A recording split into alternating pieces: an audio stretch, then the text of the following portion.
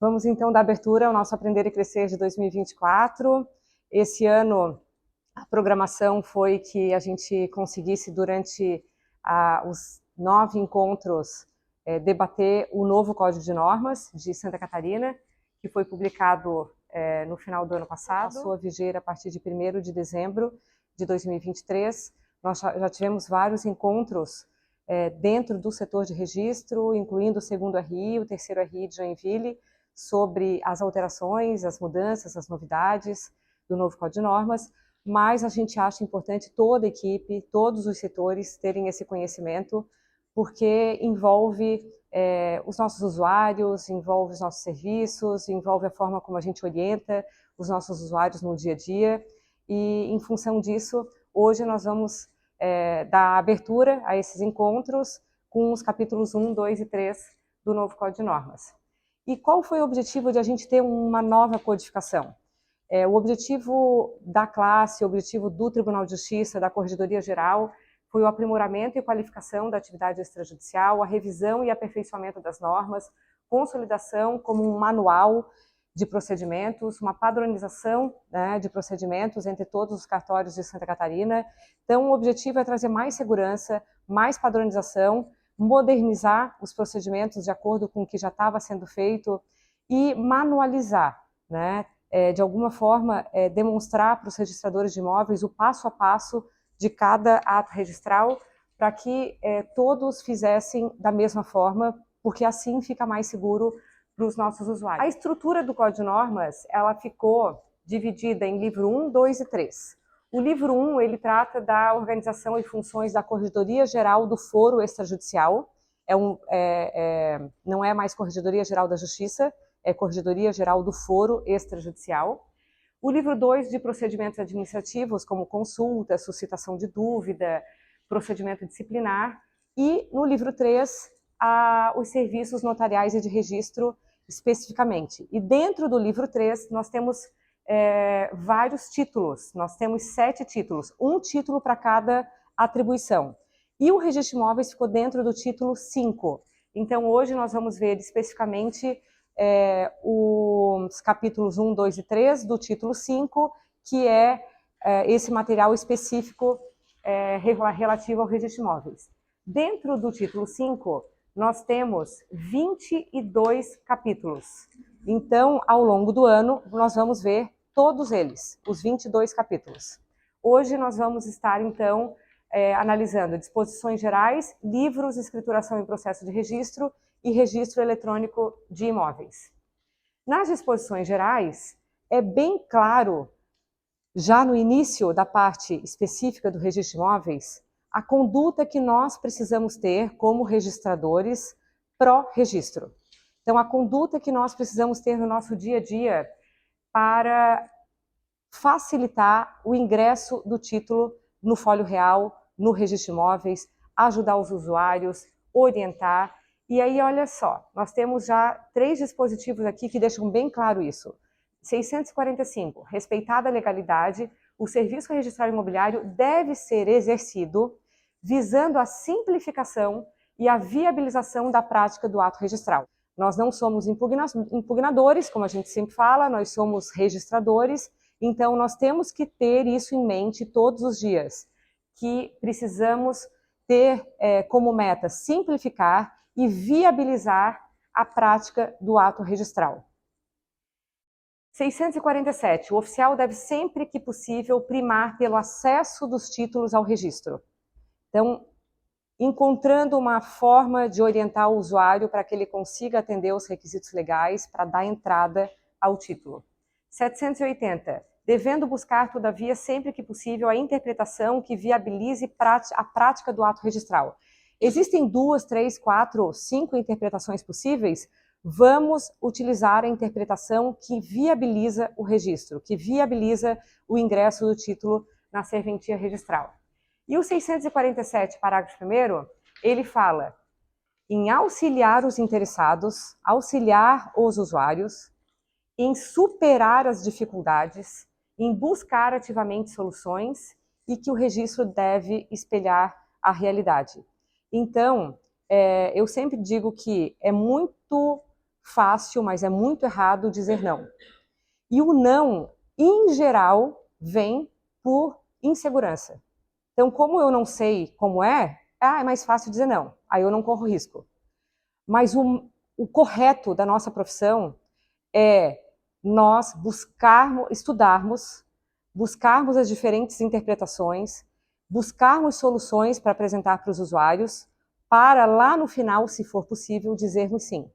Né? Então, esse é o norte do novo Código de Normas, esse é o norte da nossa atividade registral imobiliária em Santa Catarina, e esse é o norte das atitudes diárias aqui da nossa equipe do primeiro Registro de Imóveis de Joinville.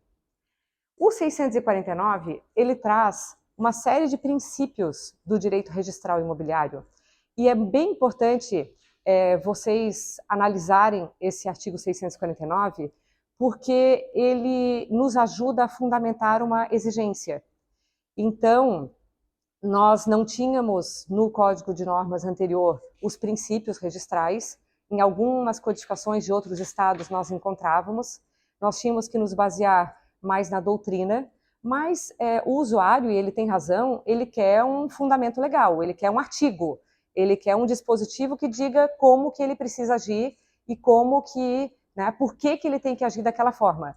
Então, o 649, ele traz o princípio da fé pública, da publicidade, da autenticidade, da segurança, da eficácia dos atos, da oficialidade, da reserva de iniciativa, rogação ou instância, legalidade, obrigatoriedade, territorialidade, continuidade, especialidade objetiva e subjetiva, prioridade, disponibilidade e concentração. Ainda tem cindibilidade, que a gente usa, né, bastante, e unitariedade. Eles são bem autoexplicativos. Nós tendo necessidade de fundamentar alguma exigência nossa que nós não consigamos encontrar um dispositivo legal mais expresso sobre aquela exigência, é muito importante que a gente revisite o artigo 649 do Código de Normas para localizar assim, a base do porquê daquela nossa solicitação de alguma documentação, de alguma providência para o nosso usuário. A fé pública diz que os nossos atos têm presunção de veracidade, inclusive todos os atos de registro e averbação que constam na matrícula. A publicidade garante esse conhecimento e essa oponibilidade a terceiros de todos os atos que nós praticamos diariamente. E a ferramenta que possibilita isso ao usuário, né, de atingir esse princípio da publicidade, é a nossa certidão. A autenticidade é essa presunção relativa de veracidade também dos nossos atos. Segurança, nós precisamos dar estabilidade a todas as relações jurídicas e negócios jurídicos que passam pelo registro de imóveis. A eficácia, os atos passam a produzir efeitos a partir do momento da sua averbação, do seu registro conosco. A oficialidade é o critério de que o ato foi praticado por pessoa interna competente. Então, nós temos competência para a prática de determinados atos e presume-se dessa forma. Reserva de iniciativa, rogação ou instância é que a regra geral é que o usuário precisa nos requerer algo e são exceções quando a gente pode agir de ofício. A legalidade, nós precisamos atender todas as normas federais, estaduais, municipais sobre o tema, né, exigindo do usuário o cumprimento, então, desses requisitos legais. A obrigatoriedade, alguns atos, como a própria transferência de propriedade, só ocorrem com o registro perante o registro de imóveis. Então, são atos obrigatórios que acontecem na nossa serventia. Territorialidade, nós não podemos praticar atos de imóveis que não sejam da nossa circunscrição. A continuidade, existe a necessidade desse encadeamento lógico entre os atos e entre as pessoas titulares de direitos reais dentro da matrícula. Especialidade objetiva, a qualificação do imóvel. Especialidade subjetiva, a qualificação dos titulares de direitos reais. Um diz respeito à coisa, objeto, outro diz respeito às pessoas, sujeito. A prioridade é o efeito do nosso livro 1 do protocolo. Então, o título que ingressa primeiro no cartório é o título que vai ter prioridade de registro, e não o negócio que foi fechado antes, a escritura pública que foi lavrada antes, o contrato que foi assinado antes.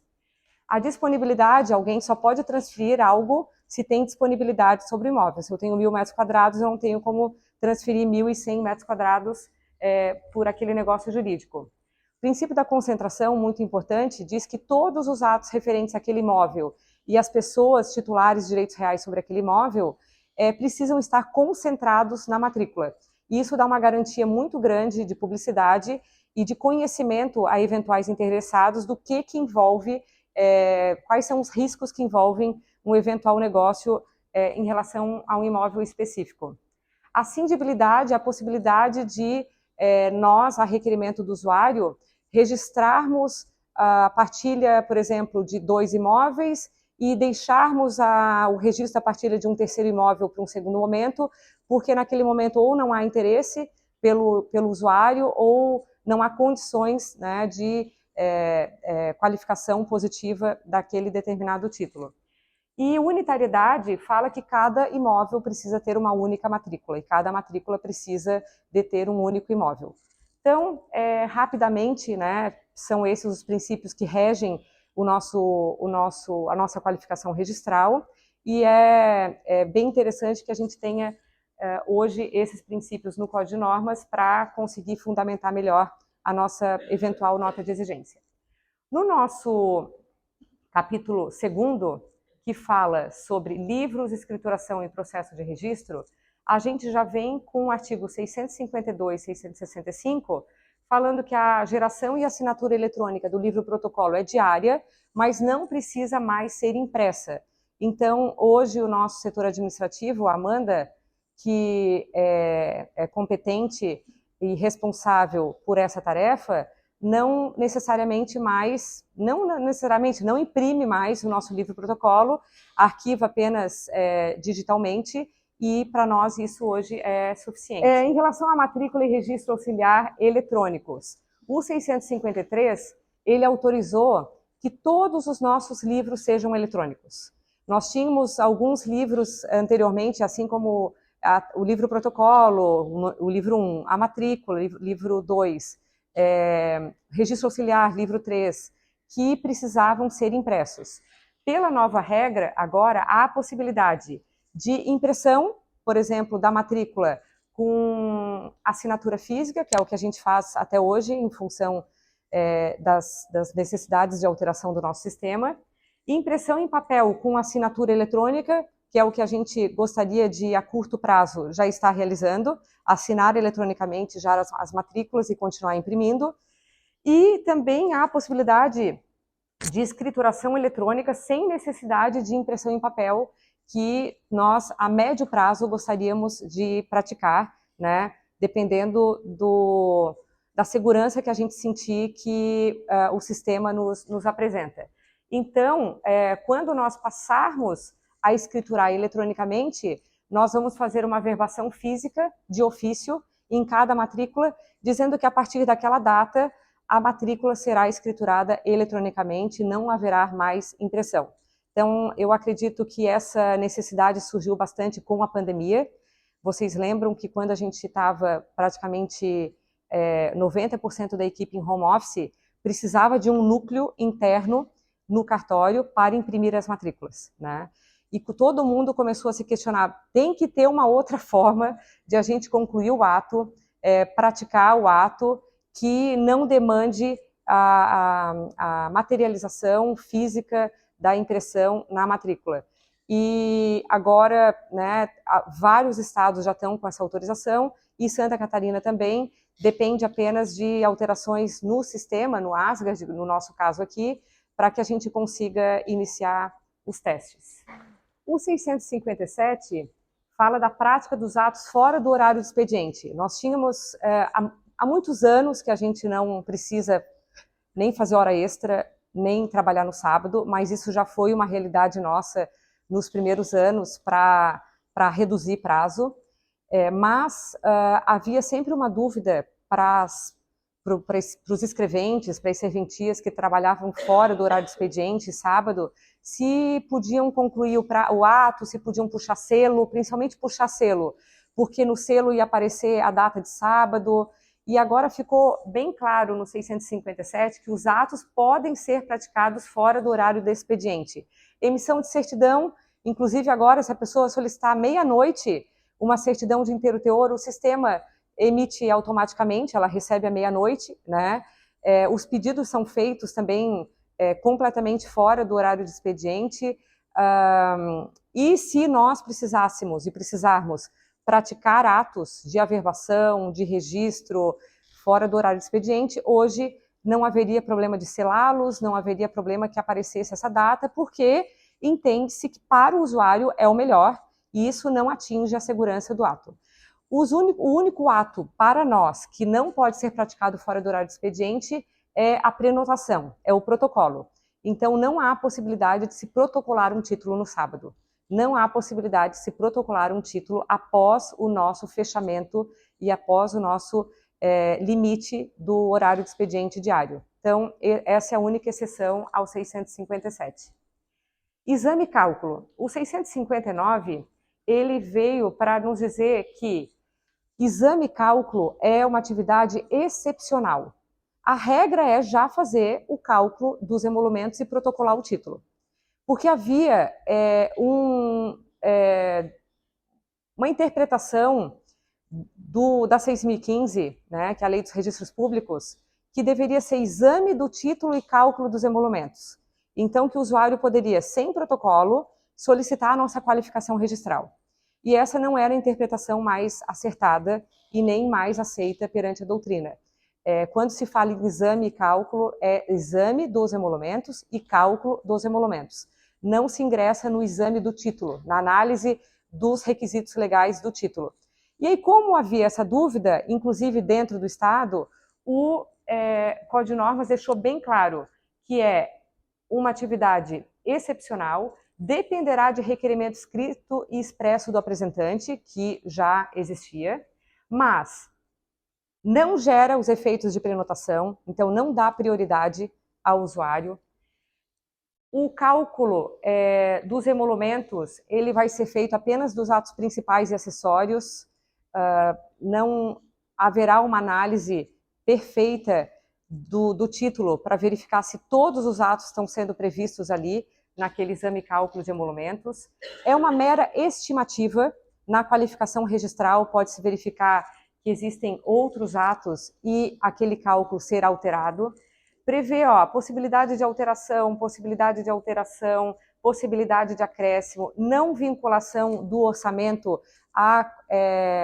ao cálculo final de emolumentos após a qualificação registral, reajustados anualmente, né, se foi feito em novembro, dezembro e o protocolo ocorreu em janeiro, nós vamos reajustar. Então, nós já adaptamos a nossa minuta do requerimento de exame e cálculo que o usuário nos apresenta, para que contenha esses dispositivos, esses incisos todos trazidos pelo Código de Normas e que o usuário entenda o real efeito daquela solicitação que ele está nos fazendo. O 672, ele trouxe a diferença entre quem é o solicitante e quem é o apresentante ou interessado. Isso é importante para o nosso sistema, para a gente conseguir cadastrar logo na hora da prenotação quem é quem. É importante depois para a gente verificar a legitimidade de quem vai requerer o cancelamento daquele protocolo, quem vai receber os emolumentos de devolução, né?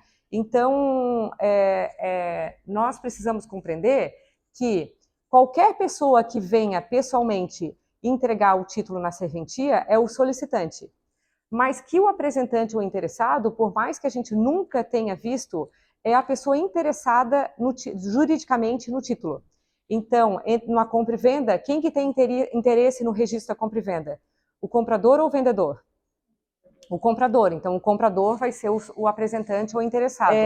Devolução de emolumentos. 674 fala que nós precisamos, a partir da solicitação, transferir eletronicamente em até 5 dias com requerimento contendo os dados bancários do solicitante ou do apresentante.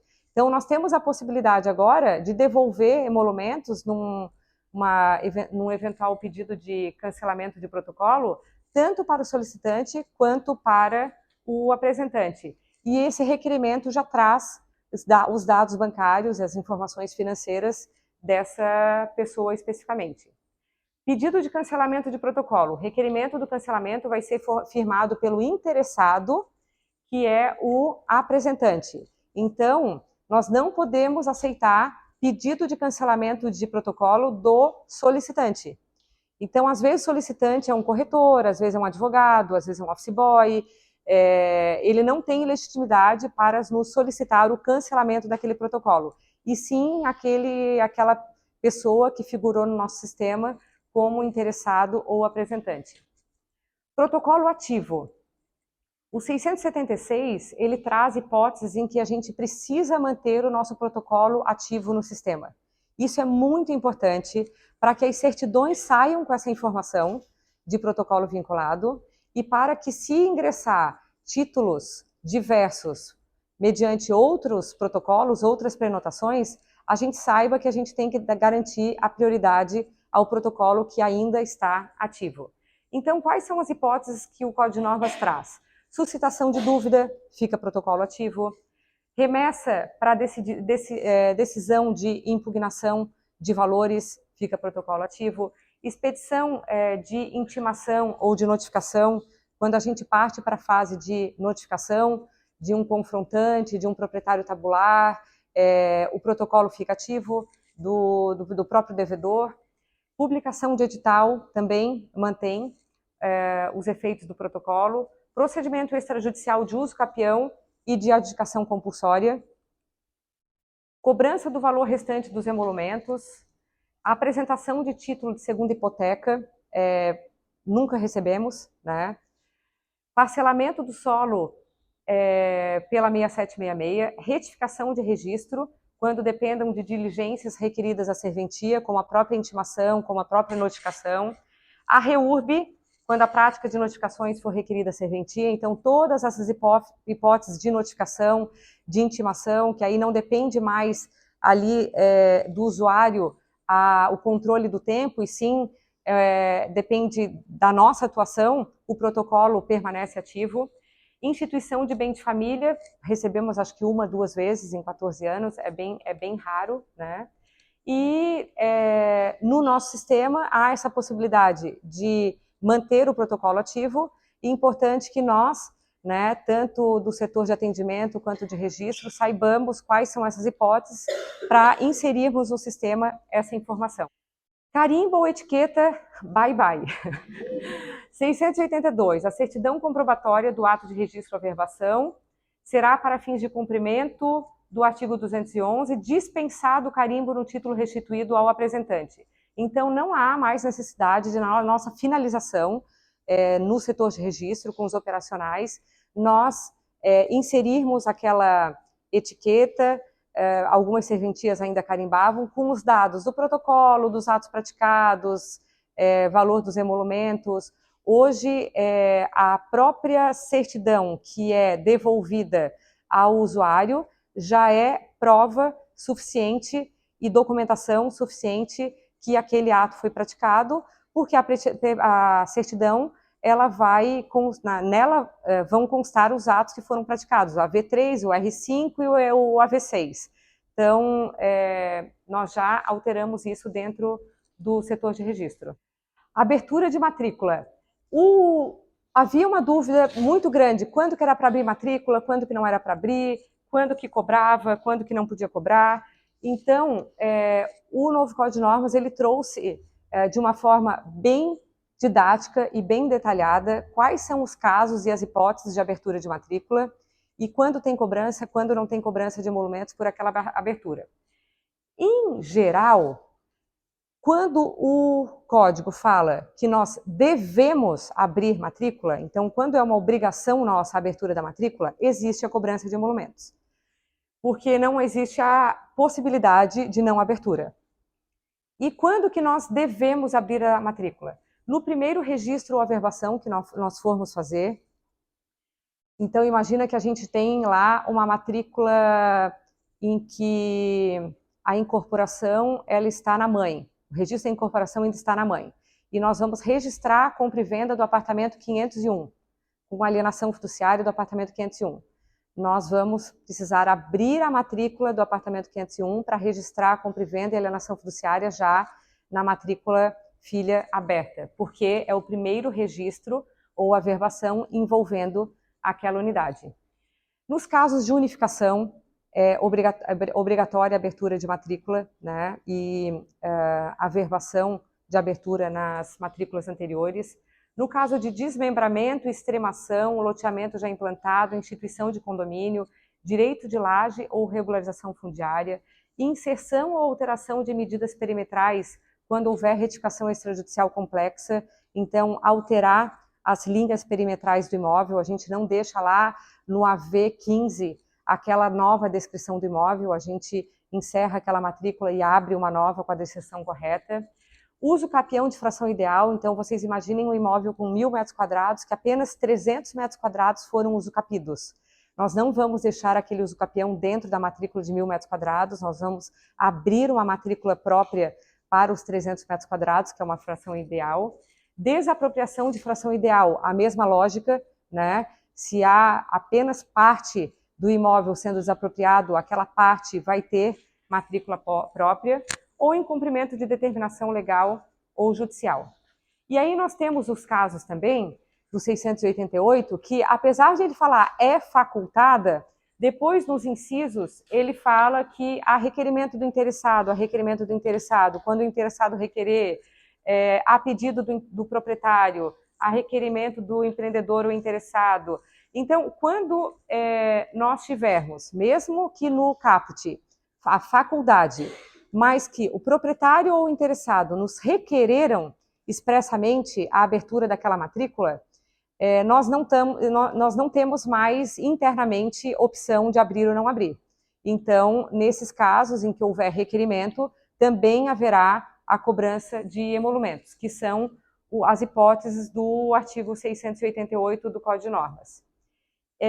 O 714, ele fala de abertura de matrícula proveniente de outra circunscrição. Então, nós temos um imóvel de São Francisco do Sul e nós estamos abrindo a matrícula aqui perante o primeiro registro de imóveis de Joinville. Então, nós vamos solicitar a certidão de inteiro teor, ônus e ações, que se o usuário não nos apresentar diretamente, nós solicitamos ao registro de imóveis de origem, né? Primeiro ou segundo de São Francisco do Sul, e essa abertura de matrícula, ela tem cobrança de emolumentos. Então, a novidade aqui é que nós podemos fazer essa solicitação da inteiro teor, ônus e ações diretamente ao outro cartório, sem precisar o usuário retornar a São Francisco do Sul, solicitar uma certidão, que hoje ele nem precisaria retornar, ele poderia, né, pedir pela plataforma eletrônica e nos apresentar. Então, é uma forma que o Código de Normas trouxe e dispôs desse assunto para facilitar o dia a dia, né, do usuário e a possível movimentação dele entre uma comarca e outra. Abertura de matrícula sem cobrança de emolumentos. Então, o 680, aqui o 88 fala, é facultada a abertura de matrícula a requerimento do proprietário, e aí o próprio 688 também fala, é facultada a abertura de matrícula, e aí quando são aqueles incisos que não são a requerimento do usuário ou de interesse do usuário, mas sim de interesse nosso, do serviço, porque a gente acha que a matrícula vai ficar mais didática, porque a gente acha que daquela forma vai ficar mais claro. Quando é algo que nós imaginamos que seja melhor, mas que não tenha sido solicitado necessariamente pelo usuário, ou que não seja uma obrigação nossa, nós podemos abrir a matrícula, mas não podemos cobrar emolumentos. Então, nos casos de ofício, no interesse do serviço, porque nós entendemos que é melhor. A critério do oficial, então nós entendemos que, né, fica mais didático. E poderá ser aberta nova matrícula a fim de que constem os dados, Então, poderá, é uma faculdade. Então, ficou bem claro para nós, né, que quando é um dever e a solicitação e por requerimento do usuário tem cobrança de emolumentos, e quando é uma faculdade e uma opção nossa, não tem cobrança de emolumentos. E no caso de duplicidade de matrícula? Nós já tínhamos essa prática de fazer as averbações tanto numa matrícula quanto na outra, se a gente conseguisse localizar internamente, nós fazíamos já de ofício, ou quando o usuário nos mostrava que havia duplicidade, nós já fazíamos remissões recíprocas aos registros que encontrávamos com duplicidade. Ou transcrição com transcrição, ou transcrição com matrícula, ou matrícula com matrícula. Mas agora o novo Código de Normas, ele trouxe a forma de cada um resolver essas questões, né, de duplicidade, de eventual duplicidade, e isso acontece no Brasil inteiro, né, porque nós temos casos de abertura de comarca em que se abria a matrícula na nova circunscrição e não se encerrava na antiga, nós temos casos em que, por erro interno, houve abertura do lote 4 da quadra B 2 vezes, em 2 matrículas distintas. Enfim, os motivos são diversos, mas é uma realidade, é um problema que existe e tem que ser solucionado. E como que o 691 trouxe essa solução? Quando não existirem direitos contraditórios, então a gente verifica assim, lá na transcrição 1000, a senhora Ziza está como proprietária, e nós temos uma matrícula 34.000 aqui no primeiro RI, que a senhora Ziza também é a proprietária. Então, não existem direitos contraditórios, porque não tem ônus em nenhuma dos registros, a proprietária é a mesma, nós vamos simplesmente encerrar a mais nova e manter a mais antiga. Então, se nós tivéssemos a matrícula 2.000 e a matrícula 5.000, nós encerraríamos a 5.000 e manteríamos a senhora Ziza como proprietária lá na matrícula 2.000. Mas nós temos casos, como eu e a Ariane enfrentamos ontem, em que nós temos uma transcrição em que a proprietária é a Tainá, do lote 3 da quadra B, e nós temos uma matrícula do lote 3 da quadra B, que o proprietário é o Luciano. E aí, existindo esses direitos contraditórios, num a proprietário é X, no outro a proprietário é Y, nós não temos como fazer encerramento administrativo de nenhum desses registros. E aí nós precisamos averbar de ofício essa circunstância em cada um dos registros em duplicidade e nós vamos oficiar o juiz dos registros públicos para notificar os interessados, a Tainá e o Luciano, e decidir sobre qual matrícula deverá prevalecer, né? No nosso caso aqui é uma transcrição, que o proprietário é uma pessoa física, e uma matrícula em que os proprietários são 3 outras pessoas físicas diversas, em que nós não temos como resolver administrativamente e precisamos de um posicionamento do Poder Judiciário para, assim, afinal de contas, qual que deve ser cancelada, né? E nós temos também o 695, que fala que as averbações de inscrição imobiliária ou qualquer outra que sejam circunstâncias novas em relação ao imóvel não devem fazer parte da descrição inicial da matrícula, devem ser objeto de averbação própria. Então diz que não constará na abertura da matrícula qualquer elemento não existente no registro anterior, o qual será objeto de averbação na matrícula derivada. Então, nós tínhamos casos também em que, principalmente relacionados à incorporação imobiliária, em que quando nós abríamos a matrícula, nós já abríamos a matrícula com as inscrições imobiliárias dentro da descrição ali inicial do imóvel, sendo que lá na mãe não tinha ainda a informação das inscrições imobiliárias. Então, o 695 nos fala, não, vocês abram a matrícula e depois vocês averbem todas as circunstâncias e todos esses elementos diversos do que consta no registro anterior. Averbação de transporte. Continua sem cobrança de emolumentos as averbações de transporte. Então, fazemos uma retificação extrajudicial e precisamos transportar um óbito, ou fazemos uma unificação e precisamos transportar uma edificação, um ônus, né, uma hipoteca que tenha lá no registro anterior das matrículas encerradas. Nesses transportes de ônus não há cobrança de emolumentos. E aí aqui nós trouxemos algumas possibilidades algumas hipóteses de transporte, como óbito, pacto antinupcial, edificação e ônus, que são retiradas do registro anterior, da matrícula mãe, transportadas, então averbadas para a matrícula filha, né, para a matrícula atual, e sem cobrança de emolumentos. E quais são as averbações que devem ser feitas separadas? Existia uma regra há alguns anos que nós chamávamos de averbação monstro ou averbação Frankenstein, que era aquela averbação que o Código de Normas anterior nos exigia que a gente, em um ato só, a gente fizesse a averbação da construção, depois a averbação daí uma outra, na parte subjetiva, a averbação do CPF, a averbação da alteração do nome, a averbação do casamento, aí a averbação do divórcio, a averbação do segundo casamento, a averbação do óbito, e aí ficava uma bagunça, ninguém conseguia entender como é que era a questão do regime patrimonial, o que ficou para quê, quais os reflexos daquele eventual casamento, daquele eventual óbito. Então, desde o início, nós fazíamos averbações separadas, porque nós achávamos aquela averbação única horrível para o usuário, e nós simplesmente deixávamos de cobrar, porque estava clara a intenção da norma na época, que era a não cobrança de averbações. Então, assim, então vamos fazer o certo, e já que a intenção da norma é essa, né, vamos fazer lá 5, 6, 7 averbações, cobrar apenas a primeira e não cobrar as demais. E agora, o novo Código de Normas entendeu que não devem mais prevalecer essas averbações monstro, essas averbações em que em apenas um ato a gente traz 5, 6 atos jurídicos e circunstâncias jurídicas diversas.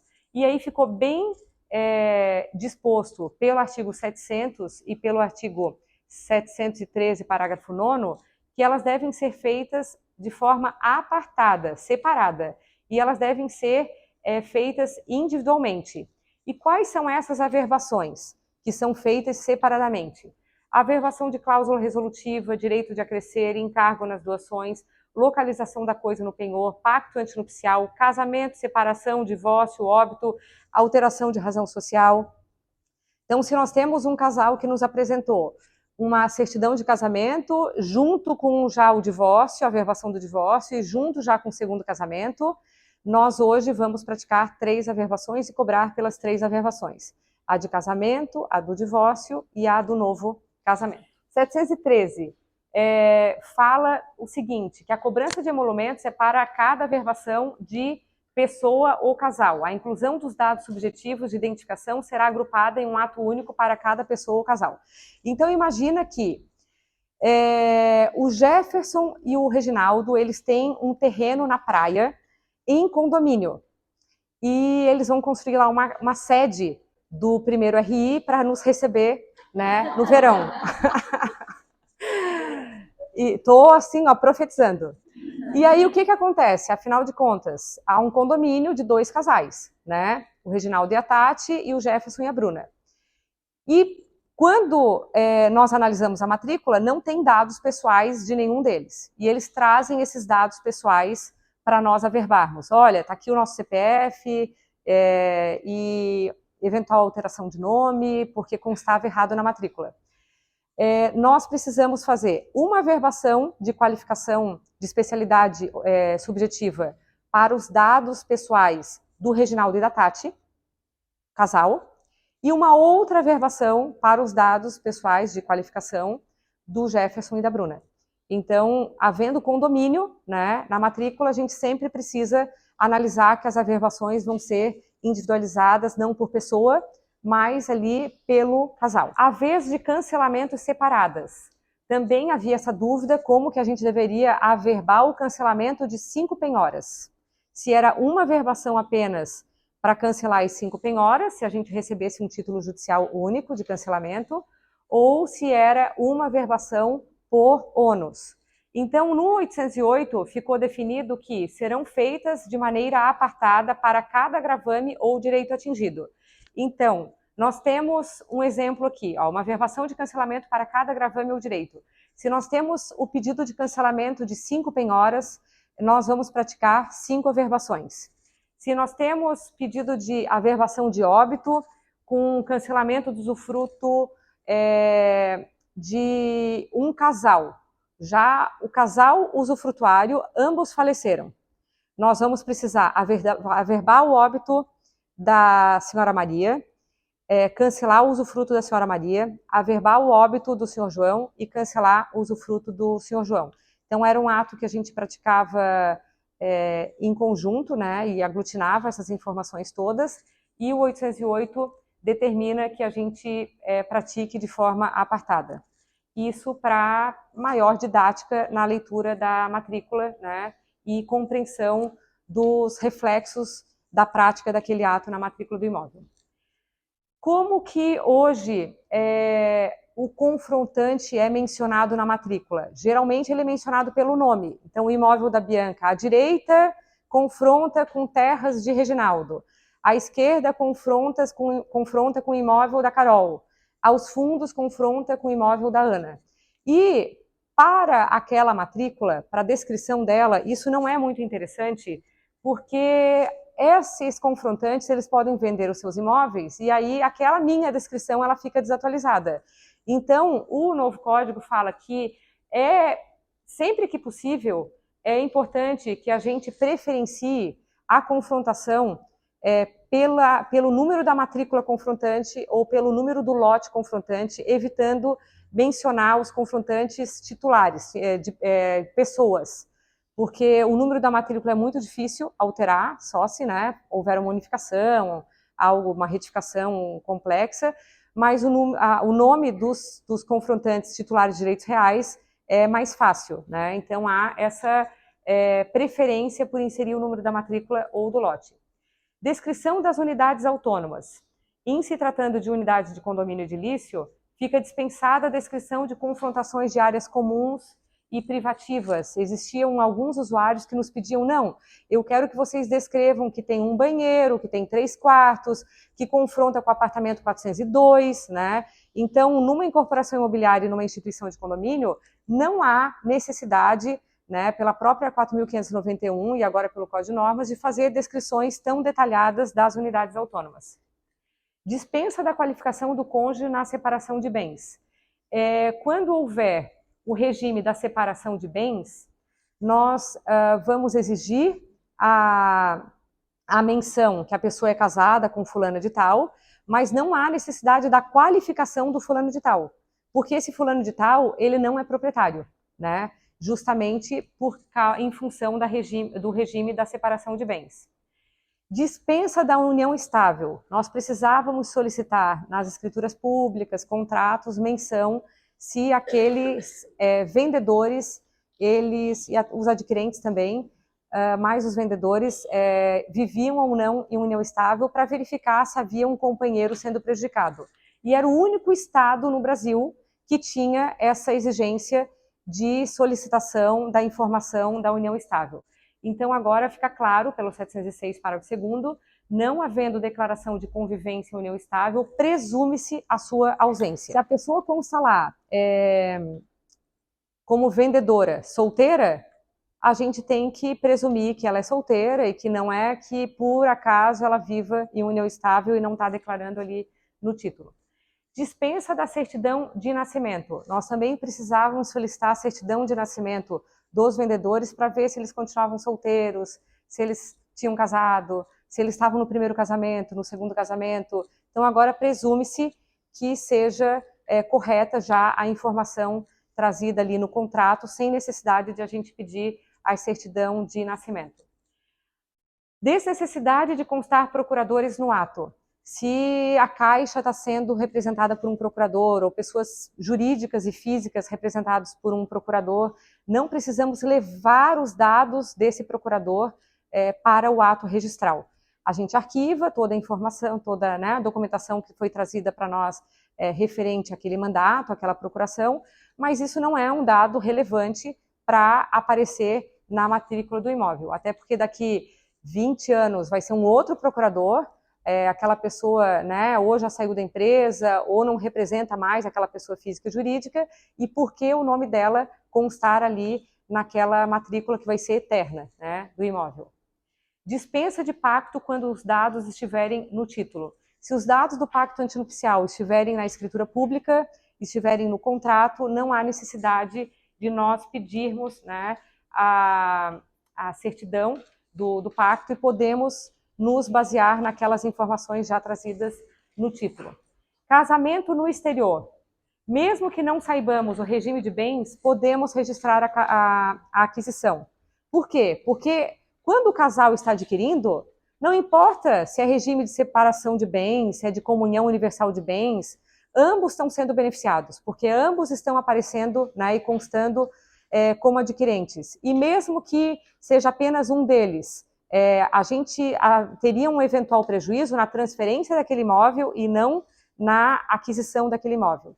E aí, na transferência desse imóvel, nós podemos registrar a venda ou uma eventual oneração se ambos comparecerem. Então, isso é para casamento no exterior, porque é muito difícil, às vezes, a gente saber qual é o regime legal na Itália, qual é o regime legal na Turquia. É o dessa separação de bens, é o da comunhão universal de bens, mas, assim, se ambos estão comparecendo na escritura, estão vendendo, por mais que fosse separação de bens, ninguém está sendo prejudicado, né? Então, o código quis facilitar essas situações que eram bem corriqueiras para todos os registros imóveis, de nós não sabermos interpretar qual é o regime de bens daquele casamento ocorrido no exterior. Empresário individual. Também tínhamos problema em relação à forma como os empresários individuais analisavam os requisitos solicitados na hora da venda do imóvel. Por quê? Porque o empresário individual, ele não tem personalidade jurídica, ele não é uma pessoa jurídica, por mais que apareça lá fulano de tal, né, o nome da pessoa física, empresário individual, e aí CNPJ tal. As pessoas acham que por ter um CNPJ, elas são pessoas jurídicas, e não. Nós temos CNPJ aqui no cartório para emissão da DOI, e não somos uma pessoa jurídica. Então, ficou claro que para os empresários individuais, o imóvel pertence à pessoa física, não pertence a uma eventual pessoa jurídica. Porque qual era o problema? Na hora da venda, aquela pessoa física não queria solicitar a anuência ou a assinatura do cônjuge. Entendia que, como ele administrava aquela pessoa jurídica, ele poderia vender sozinho, né? E não, né? Pertence ao patrimônio pessoal daquela pessoa física por não ter personalidade jurídica. E agora o código permite uma averbação de afetação com anuência do cônjuge, inclusive para alienação. Então a pessoa física ela pode vir, adquirir o imóvel como pessoa física e afetá-lo ao negócio. Afetá-lo ao mercado, afetá-lo ao posto de gasolina, afetá-lo àquele negócio que ele desenvolve, né? Aquela determinada atribuição e aquela atividade que ele desenvolve comercialmente. E há uma desnecessidade de participação do cônjuge na hora da venda desse imóvel, quando o cônjuge lá no início, na afetação, tiver anuído, inclusive com direito à alienação. Então foi uma forma de trazer segurança aos cônjuges nas vendas desses imóveis e uma flexibilização a esses empresários individuais de poderem continuar tratando aquele imóvel como afetado ao seu negócio. Na hipótese de cancelamento dessa afetação, o código fala que nós precisamos solicitar ICNDs de tributos federais.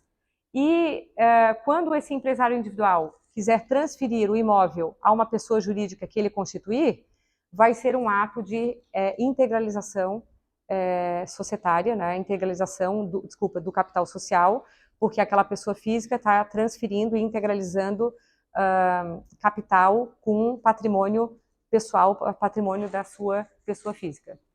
Nos casos de consórcio, nós tínhamos uma interpretação que todos os atos praticados por nós deveriam ser considerados atos únicos. E agora o 723 fala que nos casos de consórcio, o ato único é somente para o registro da compra e venda e para a averbação das restrições. Então, nós temos o R da compra e venda, que vai ser com valor, o R da alienação fiduciária, que vai ser com valor, o AV das restrições sem emolumentos, em função de englobar aqui no ato único, AV de alteração de razão social sem valor, AV sem valor, e a V do cancelamento da alienação fiduciária também, a V sem valor. Então, se padronizou em todo o Estado a forma correta, ao meu ver, de interpretar a lei federal que tratava, né, que é a 11.795, que trata sobre o sistema de consórcios. Isso foi uma alteração bem significativa no nosso setor de registro e no nosso setor de atendimento em função do cálculo de emolumentos, né? União estável no livro 3. O 729 fala que, havendo regime de bens diverso do legal, há a necessidade de nós levarmos a registro no livro 3 aquela união estável. Então, a gente precisa analisar se é comunhão parcial, se é comunhão universal, né, de bens, separação de bens, e se for diverso da comunhão parcial, essa informação precisa ser publicizada no livro 3. Efeito patrimonial da união estável. Só tem efeito para o registro de imóveis a partir da data do protocolo. Então, por mais que venha uma escritura pública mencionando que a união estável iniciou no ano de 2000, se foi trazido para nós só em 2024, os efeitos daquela divisão patrimonial, daquela comunicação patrimonial, é a partir de 2024 e não na data mencionada no eventual contrato particular ou na escritura pública. E chegamos ao capítulo 3, que é só um slide. Bem, no capítulo de registro eletrônico de imóveis, o que mais importa para nós é o que trouxe o 762, que fala das assinaturas eletrônicas. Deixou bem claro uma interpretação que já era nossa, né? Que para transferência de propriedade, para constituição ou cancelamento de garantia real, então, cancelar uma hipoteca, cancelar uma alienação fiduciária, há necessidade de assinatura eletrônica qualificada, que é aquela que a pessoa tem que ter o token ICP Brasil, que muitos de nós aqui já temos, né? Não vale, por exemplo, a GovBR. Para todos os outros atos que não sejam transferência de propriedade e constituição ou cancelamento de ônus, valem as assinaturas também avançadas, que pode aí ser a GovBR, que é super simples de se fazer, é gratuita, eu assino o documento o tempo inteiro com essa GovBR e recomendo que cada um faça o cadastro lá, né, no GovBR, porque ajuda bastante no dia a dia. Nós entendemos que, com o tempo, o CNJ ele vai regulamentar a possibilidade de GovBR também para transferência de propriedade e para constituição e cancelamento de ônus, mas hoje ainda não é uma realidade e a gente precisa aguardar. E as instituições financeiras que trabalham com crédito imobiliário já podem usar tanto as avançadas quanto as qualificadas, então a gente já pode recepcionar aí documentação, inclusive de cancelamento de ônus da Caixa Econômica Federal, se o representante da Caixa assinou pelo GovBR, né? Em geral, todos já têm token ICP Brasil, mas é uma possibilidade de eles assinarem com assinatura qualificada. Então, o futuro pertence àqueles que se preparam hoje. A gente se preparou bastante ontem, hoje, e a gente continua se preparando todos os dias. E não me canso de dizer que vocês são motivo de orgulho para mim, né? Todos os dias. Adorei saber que nós tivemos essa adesão toda, né, ao Aprender e Crescer de 2024. Então, muito obrigada a todos vocês.